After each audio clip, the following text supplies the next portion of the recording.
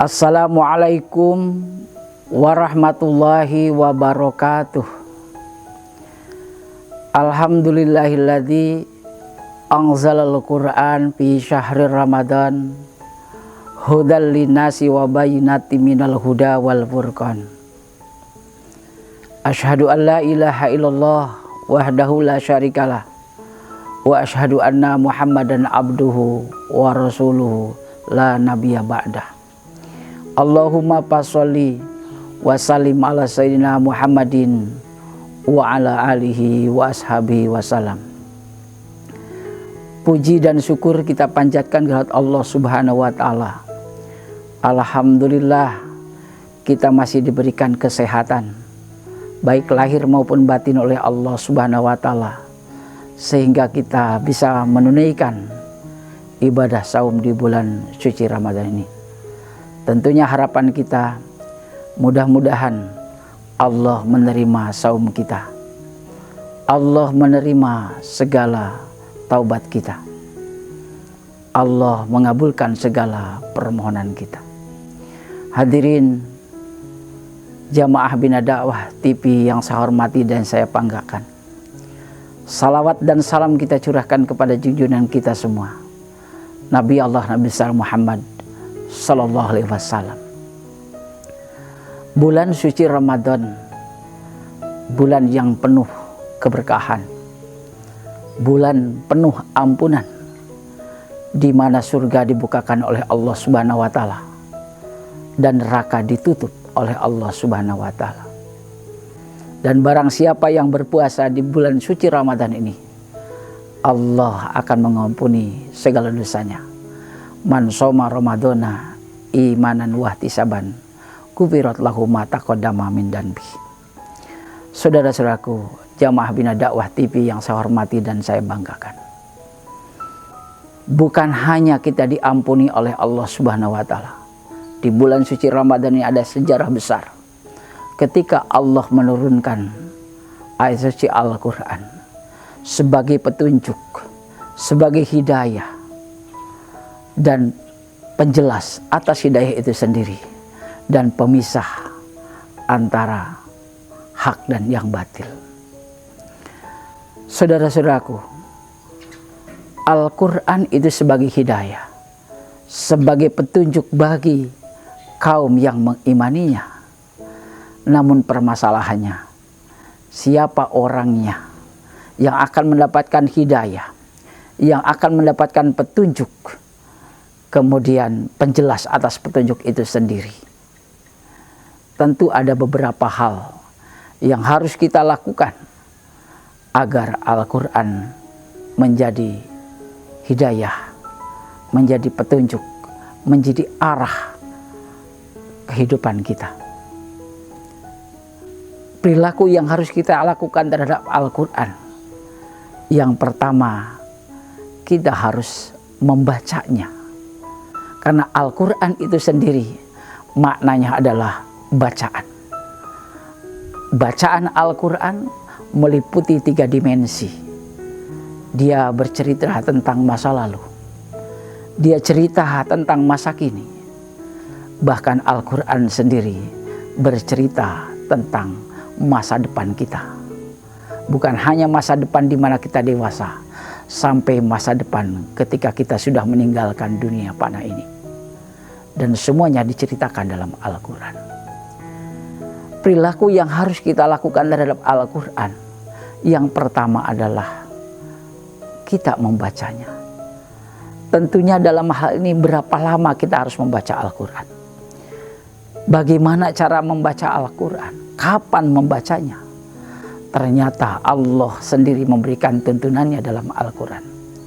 Yang pertama kita diperintahkan untuk membaca Al-Quran itu nisfahu minal lail, setengahnya dari malam. Kalau kita ketahui bahwa setengahnya dari satu malam itu ada 12 jam. Berarti kalau kita ambil pertengahan kurang lebih 6 jam. Awingkus minhu, atau kurang dari 6 jam.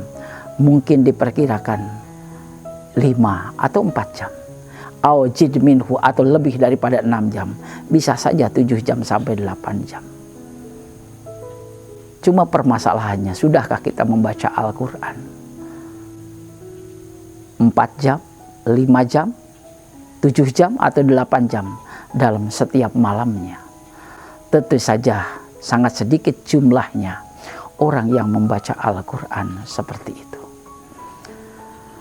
Kemudian kenapa kita harus membaca Al-Quran secara rutin?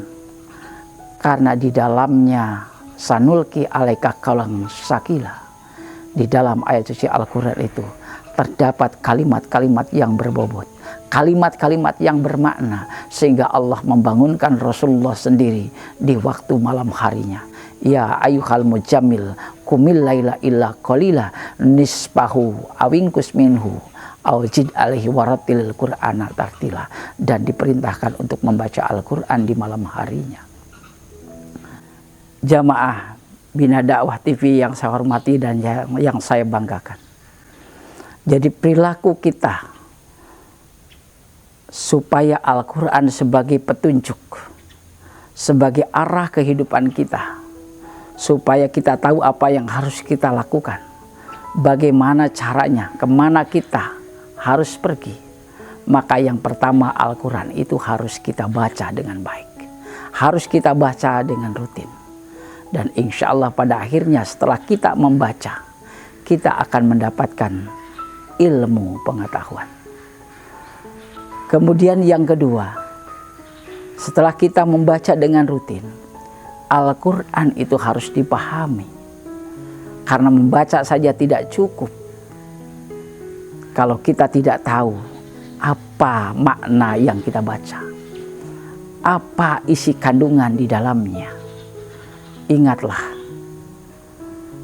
dalam satu pepatah mengatakan, al ilmu kasoidi wal kitabatu qayyiduhu qayyid suyudaka bihablil wasik. Ilmu itu bagikan buruan, catatan sebagai pengikatnya, maka ikatlah buruanmu itu dengan tali yang sangat kuat. Maknanya apa? Ketika kita selesai membaca, tentu saja seringkali kita lupa. Setelah kita membaca, seringkali kita tidak ingat apa yang sudah kita baca. Bahkan kita tidak tahu makna di dalamnya. Maka ambillah pena, ambillah buku, catatlah makna yang ada di dalamnya. Catatlah oleh kita apa yang sudah kita baca, sehingga setelah itu kita akan memahami makna yang terkandung di dalamnya.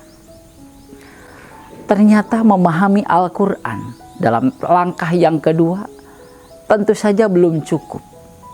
Supaya Al-Quran ini menjadi hidayah buat kita, supaya Al-Quran ini menjadi petunjuk, menjadi arah hidup bagi kita.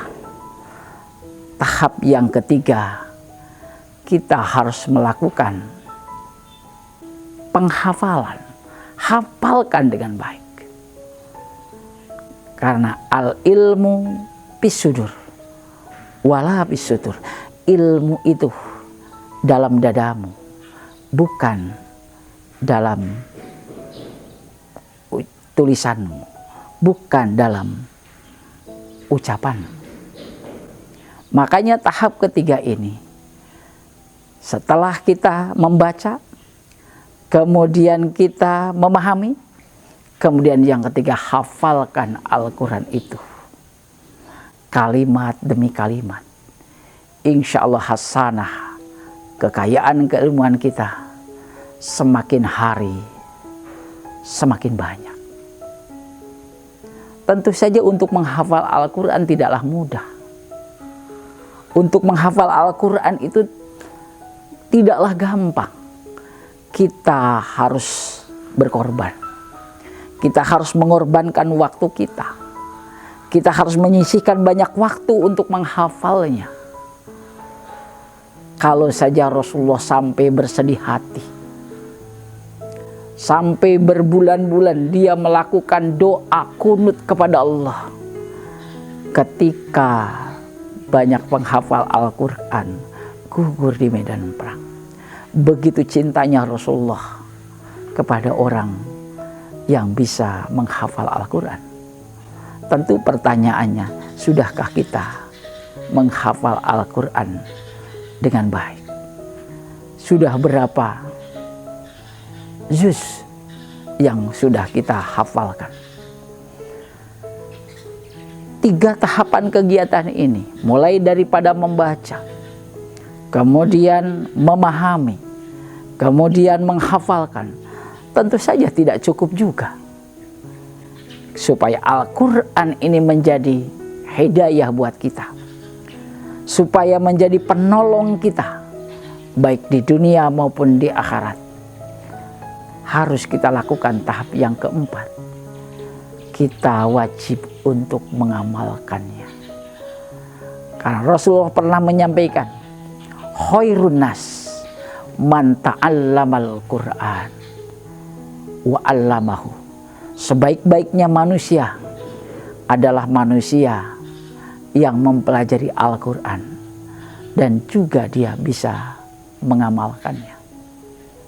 Kalau saja kita sudah bisa melakukan yang keempat ini, maka akan lahirlah dari diri kita perilaku jujur, perilaku disiplin, perilaku tanggung jawab, perilaku santun, perilaku percaya diri akan muncul dalam diri kita.